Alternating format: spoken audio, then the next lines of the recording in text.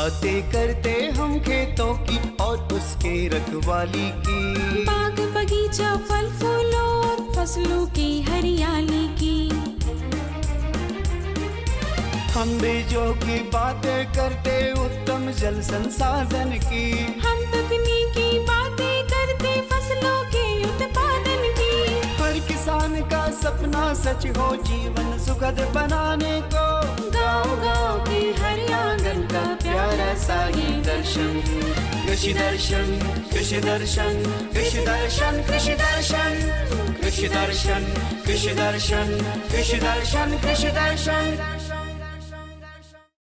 नमस्कार किसान भाइयों, स्वागत है आपके अपने कार्यक्रम कृषि दर्शन में, जहां पे आपकी हर दिन मुलाकात होती है, जाने माने विशेषज्ञों से नई नई जानकारियों से रूबरू होते हैं। किसान भाइयों, अनुभव कहता है कि मेहनत अगर आदत बन जाए तो सफलता मुकद्दर बन जाती है। जी हाँ, अगर हम मेहनत करेंगे तो सफलता खुद ब खुद एक दिन हमारे कदमों को चूमने के लिए मजबूर हो जाएगी। कार्यक्रम की शुरुआत हो चुकी है। आइए सबसे पहले देखते हैं कृषि समाचार। नमस्कार, कृषि समाचार में आपका स्वागत है। मैं हूं शशि। आइए देखते हैं आज कृषि समाचार में क्या है खास। चतरा के मछली पालक अनुदान पर बना सकते हैं रियरिंग तालाब। गढ़वा में उद्यानिकी खेती को बढ़ावा देने के लिए चलाई जा रही है उद्यानिकी विकास योजना। गेंदा फूल के बेहतर उत्पादन के लिए लगाएं उन्नत। अब समाचार विस्तार से। चतरा जिला में मछली पालन के लिए रियरिंग तालाब निर्माण योजना चलाई जा रही है। 1 एकड़ के तालाब निर्माण के लिए मॉडल इकाई लागत 5 लाख रुपए है। इसमें ST/SC लाभुक को 80% और अन्य कोटि के लाभुक को 70% अनुदान देने का प्रावधान है। तालाब निर्माण के लिए लाभुक के पास कम से कम 130 एकड़ दोन जमीन होना जरूरी है। इस योजना से लाभ लेने के लिए 10 अगस्त तक सिंगल विंडो सेंटर या जिला मत्स्य कार्यालय चतरा में आवेदन दे सकते हैं। गढ़वा जिले में उद्यानिकी खेती को बढ़ावा देने के लिए उद्यानिकी विकास योजना चलाई जा रही है। इस योजना के तहत कई सुविधाएं उपलब्ध कराई जा रही हैं, जिसमें बागवान, उद्यान मित्रों और किसानों के लिए 5 दिवसीय प्रशिक्षण, युवाओं के लिए माली प्रशिक्षण, मिर्च, ओल, अदरक और पपीता की खेती, कीट मुक्त सब्जी की खेती, खुले वातावरण में फूलों की खेती, गुणवत्ता युक्त सब्जी, फूल फल के पौधों का बिचड़ा उत्पादन, गृह वाटिका की स्थापना, सब्जी की तकनीकी खेती के लिए प्रत्यक्षण और पॉली हाउस का निर्माण शामिल है। इस योजना से लाभ लेने के लिए जिला उद्यान कार्यालय गढ़वा में आवेदन दे सकते हैं।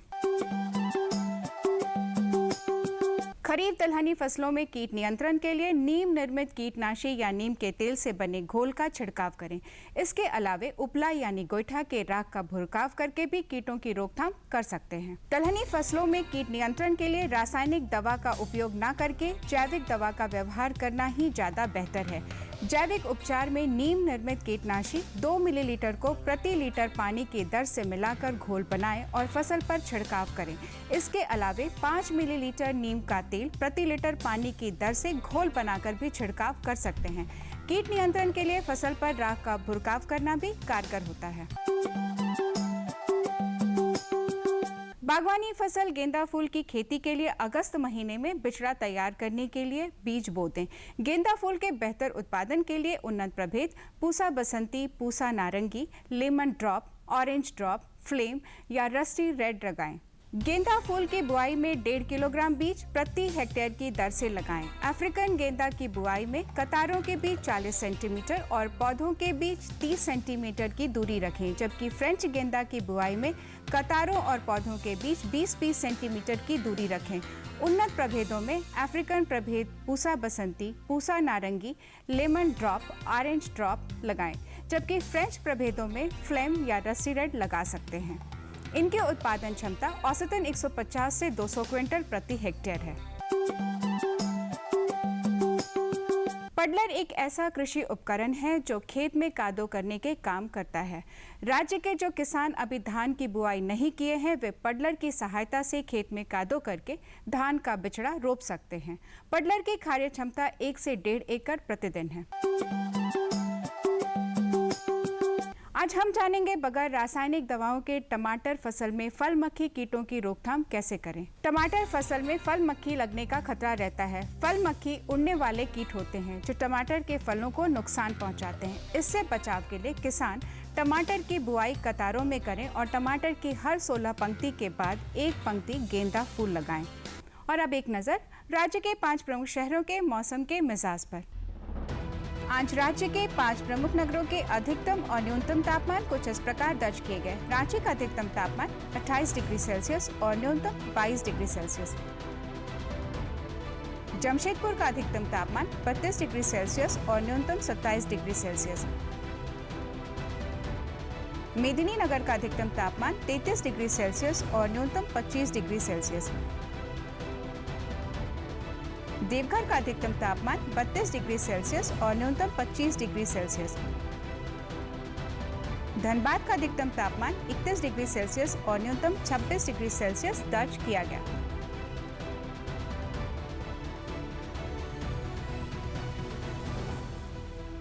कृषि समाचार में आज इतना ही। अगले दिन अगले अंक में फिर मुलाकात होगी कुछ ताज़ा तरीन खबरों के साथ। तब तक के लिए दीजिए इजाजत।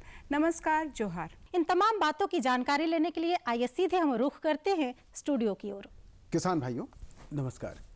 कृषि दर्शन के आज के इस अंक में आप सभी का स्वागत है। किसान भाइयों, आज हम बात करेंगे धान की समसामयिक देखभाल के विषय में, और इस विषय पर बातचीत करने के लिए हमारे साथ स्टूडियो में मौजूद हैं डॉक्टर मनोज कुमार सिंह। डॉक्टर मनोज कुमार सिंह दिव्यायन कृषि विज्ञान केंद्र रांची में बतौर वैज्ञानिक कार्यरत हैं। डॉक्टर साहब, इस कार्यक्रम में आपका स्वागत है। नमस्कार। किसान भाइयों, चूंकि आप अभी धान लगाए हैं, बहुत सारी जानकारी आपको चाहिए, तो आप हमारे साथ जुड़े रहिए। हम जानकारी आप तक अवश्य पहुंचाने की कोशिश करेंगे। डॉक्टर साहब, तकरीबन रोपाई हो चला है, बहुत जगहों पर ये पूरा हो गया है, तो ऐसी स्थिति में जो किसान भाई रोपाई कर चुके हैं उनको इस वक्त कौन कौन सी सावधानियां रखनी चाहिए? देखिए किसान भाई, आपने सारे लोग लगभग 90% से 55% ये धान की रोपाई कर चुके हैं। और जहाँ पर भी आपने रोपाई कर दिया है, कोशिश करेंगे थोड़ा पानी कम रहे, और पौधा लगभग एक सप्ताह में धीरे धीरे खड़ा हो जाता है, तो इसलिए वहाँ ज़्यादा पानी लगा कर रखेंगे तो गलने की संभावना रहेगा। इसलिए पानी कम रखें, छिछला पानी रहे। और उसमें जो पौधे लगे हुए हैं ये भी देखना है, पानी के कारण तो हमारा गल नहीं रहा है। अगर गल भी रहा है तो पानी खोल करके हटा दें और गैप फिलिंग कर दें। पौधा वहाँ पर जो थोड़ा बिछड़ा आपके पास बचा हुआ है उसको ले आकर के वहाँ पर लगा दें और बढ़िया से मेड़ ओड़ को दुरुस्त कर लें। ये सारी सावधानियाँ रखें जिससे कि आपका पौध जो है विग्रस और बढ़िया रहे। बिल्कुल। डॉक्टर साहब, जब हम खेती शुरू करते हैं, जब खेत तैयार करते हैं, तो उर्वरकों का प्रयोग करते हैं। इसमें नाइट्रोजन भी है, फास्फोरस भी है, पोटाश भी है, लेकिन कुछ समय के बाद फिर दोबारा हम उसमें उर्वरक डालते हैं, तो क्या उपयुक्त समय और मात्रा होगी, कितना डालना चाहिए और किस तरह से ये काम करना चाहिए हमको? देखिए, गोबर की खाद जो है हमने शुरू में ही हमने जो देना था वो तो दे चुके हैं। लगभग आपका 50 से लेकर के 100 कुंतल पर हेक्टेयर, तो इसकी मात्रा जा चुकी है। उसमें नाइट्रोजन, फास्फोरस, पोटाश जो मात्राएं थी वो पौधे को तो मिलेगा ही। साथ ही साथ इसके लिए ये भी बोला जाता है कि लो लैंड है, मिड लैंड है, अपलैंड है, तो वहाँ पर जो नीचे की ज़मीन है वहाँ पर 120, 60, 40 जो है ये उर्वरक देते हैं। 120 किलोग्राम नाइट्रोजन, 60 किलोग्राम फास्फोरस और 40 किलोग्राम पोटाश। तो जब भी नाइट्रोजन देते हैं तो नाइट्रोजन का आपका लगभग 50% शुरू में दे देते हैं, और फास्फोरस और पोटाश पूरी मात्रा शुरू में ही खेत में रोपाई करते समय दे देते हैं। और जो बचता है शेष जो है नाइट्रोजन, उस नाइट्रोजन को आपको लगभग ये 25 से 35 दिन पे एक बार देते हैं। फिर उसके बाद फूल आते समय इसको देने की कोशिश करते हैं जो है। तो अलग अलग ड्यूरेशन के हिसाब से इसका थोड़ा आगे पीछे करेंगे। फंडा यही है कि आपका 50% जो है रोपाई के समय और 25% 2 बार में इसको टॉप ड्रेसिंग के रूप में देंगे। और साथ में ये भी रखेंगे कि अगर हाइब्रिड हम लगा रहे हैं तो वहाँ पर नाइट्रोजन की मात्रा थोड़ा ज़्यादा रहता है, 120 से 150 किलोग्राम, और फास्फोरस वहाँ पर जो है आपका 60 किलोग्राम। पोटाश थोड़ा बढ़ा देते हैं क्योंकि वहाँ 60 से 80 किलोग्राम, क्योंकि बाली का वज़न बढ़ जाता है तो गिरने की संभावना रहता है, इसलिए तना मजबूत रहे तो वहाँ पर पोटाश की मात्रा ज़्यादा कर दी जाती है। और आजकल तो कुछ ट्रेंड ऐसा भी चल गया है कि पोटाश को भी थोड़ी मात्रा रोक करके बाद में टॉप ड्रेसिंग के तहत उसको भी दिया जाता है, या उसको जो है घोल बना करके स्प्रेयर के थ्रू जो है दे सकते हैं। तो ये मात्राएं रहता है, इसको हमेशा ध्यान रखना चाहिए। बिल्कुल। अक्सर हम देखते हैं कि जो भी किसान भाई फसल लगाते हैं उनमें एक बड़ी समस्या आती है, खास करके हम इधर के क्षेत्र में देखते हैं कि निकौनी का काम करना पड़ता है, खरपतवार का नियंत्रण करना बहुत ज़रूरी होता है, क्योंकि प्रतिस्पर्धा का समय होता है और प्रतिस्पर्धा की वजह से जो है वो विकास सही ढंग से नहीं हो पाता है। तो निकौनी में या कहे कि खरपतवार नियंत्रण में किन बातों का ध्यान रखना ज़्यादा जरूरी है? देखिए कि हमारे झारखंड में तो ज़्यादा खरपतवार को निकालने के लिए मैनुअली हाथ से ही निकालते हैं लोग, यहाँ पर केमिकल का ज़्यादा यूज करते नहीं हैं। तो फिर भी किसान भाई आपका धान की फसल में जब रोपाई कर देते हैं तो 15 से लेकर के आपका 20-25 दिन जो टाइम रहता है उस समय पहली निकौनी कर लेना चाहिए। निकौनी कर लेने से क्या है कि वहाँ खरपतवार हट जाएगा और वहाँ पर कंपटीशन कम होगा न्यूट्रिएंट्स लेने के लिए, पोषक तत्व लेने के लिए, पौधों को वृद्धि विकास के लिए टिलर शाखा ज़्यादा आएंगे। तो इसलिए हम लोग जो है हाथ से निकौनी करते हैं। लेकिन जो चाहें कि हम इसको केमिकल के थ्रू रोकना चाहते हैं तो वहाँ पर ये ब्यूटाक्लोर है या जो है पेंडिमेथिलीन है, तो इसको बुआई के 2-3 दिन के अंदर में प्रयोग कर सकते हैं। और जो किसान भाई ये ध्यान रखें कि अगर 20-25 दिन का उनका हो जाएगा और उस समय तक खरपतवार नाशी कोई दवाई नहीं दिए हैं तो वहाँ पर आप जो है बढ़िया ढंग से आजकल बिस्पायरिवेक्स सोडियम जो है 10% का आता है, तो इसको ले करके आपका लगभग 20 से 25 उसका जो है सक्रिय तत्व है तो पर हेक्टेयर के लिए काफ़ी रहता है। लेकिन ट्रेड नेम से जो आता है ये नवीनो गोल्ड के रूप में भी आते हैं, तो उनको आप जो है लगभग ये 100 ml ले करके आप बढ़िया ढंग से उसको पानी में घोल बना करके छिड़काव करेंगे। पानी खेत में कम कर देंगे, जिससे क्या है कि वहाँ पर खरपतवार से ज़्यादा बढ़िया ढंग से दवा का काम आएगा और उसको रोक सकते हैं। इस तरह से आप बढ़िया ढंग से प्रयोग कर सकते हैं। और अगर बिस्पायरिवेक्स सोडियम नहीं मिला तो आपको कॉपर सल्फेट जो है तुतिया कह के बोलते हैं, ये 15 से 20 किलोग्राम लेकर के बढ़िया ढंग से आप जो है खेत में देंगे। तो जली पौधे जो होते हैं, जलकुंभी उमकुंभी, ये सब जली पौधे, इन सबको भी रोकने में आजकल मदद हो गया है। और भी आ गया है, जैसे आपका थायोबेन कार्ब है जी, और ये नाइट्रोफेन 5%, इन सब का भी यूज कर सकते हैं। तो आपके आसपास जो खरपतवारनाशी दवा है तो उसको लें, साथ ही साथ अपने कृषि विज्ञान केंद्र या कृषि विभाग से संपर्क करके जानकारी लेकर के उसको चलाएं, क्योंकि एक खेत का खरपतवारनाशी जो है दूसरे फसल में यूज करने पे थोड़ा दिक्कत होता है, इसलिए सावधानियां रखें। इसके अलावा भी डॉक्टर साहब आमतौर पर जब खरपतवारनाशी दवाओं का प्रयोग करते हैं तो किसान भाइयों के मन में एक शंका होती है कि कहीं पर ये हमारे धान की जो फसल है उसको नुकसान नहीं पहुंचा दे। इस विषय पर आप क्या कहना चाहेंगे? देखिए, जो खरपतवारनाशी है 3 तरह के हैं। एक तो होता है प्री प्लांट हर्बिसाइड, मतलब सब कुछ को मार देगा। दूसरा होता है प्री इमर्जेंस हर्बिसाइड, मतलब अंकुरण के समय के पहले उसको दिया जाता है प्री इमर्जेंस। और पोस्ट इमरजेंस मतलब पौधा खड़ा हो गया है अब वहाँ देंगे।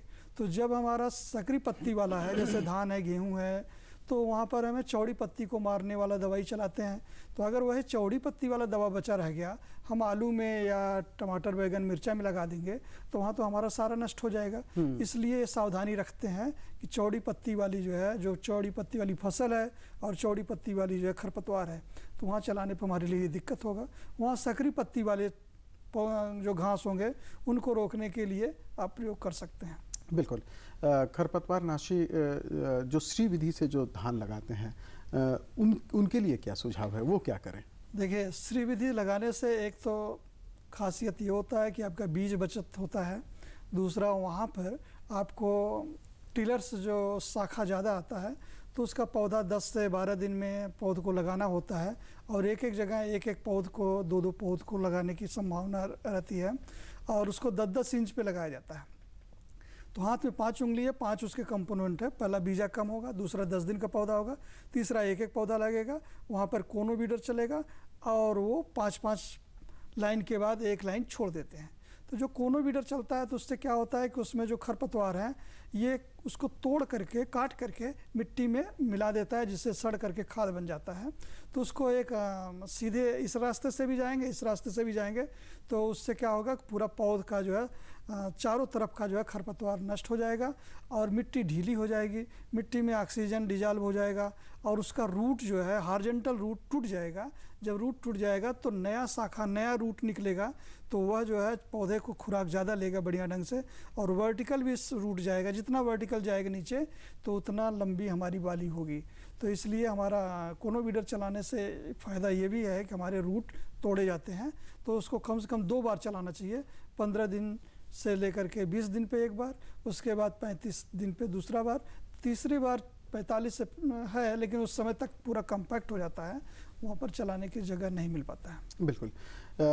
ये तो बात हो गई कि आप किस तरह से श्री विधि से खेती कर रहे हैं तो खरपतवारों का नियंत्रण करें, लेकिन कई बार हम देखते हैं डॉक्टर साहब कि बहुत सारे ऐसे कीट होते हैं जो धान की फसल को नुकसान पहुंचाते हैं। इस वक्त जब धान की फसल लग चुकी है तो कौन कौन से कीट लग सकते हैं ताकि किसान भाई पहले से ही ये तैयारी रखें कि कीट ना लगें, और अगर कीट लग जाएं तो उनका नियंत्रण कैसे किया जा सके? देखिए, धान की फसल में पहला कीड़ा की बात होता है तो वहाँ पर आता है जो है तना छेदक, जिसको स्टेम बोरर बोलते हैं, और बाद में उसको रूपांतरित हो जाता है तो गाल मिर्च के रूप में जो है।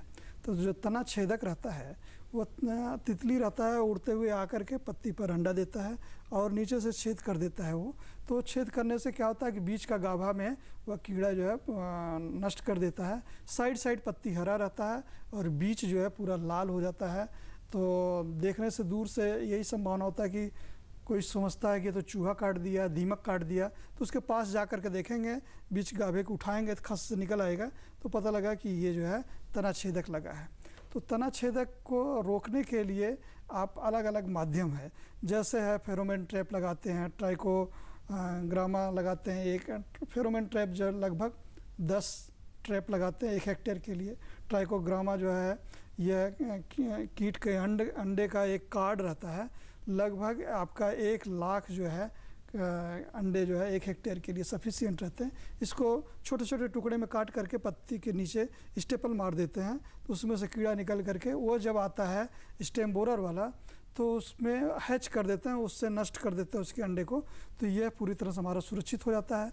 और दवाई भी आजकल लगाने के लिए जैसे आता है कार्टाप हाइड्रोक्लोराइड 4G या पिप्रोफिल 3G, तो इन सब दवाइयों को भी यूज करते हैं। कोशिश करना चाहिए कि हमें केमिकल दवाई का यूज कम करें।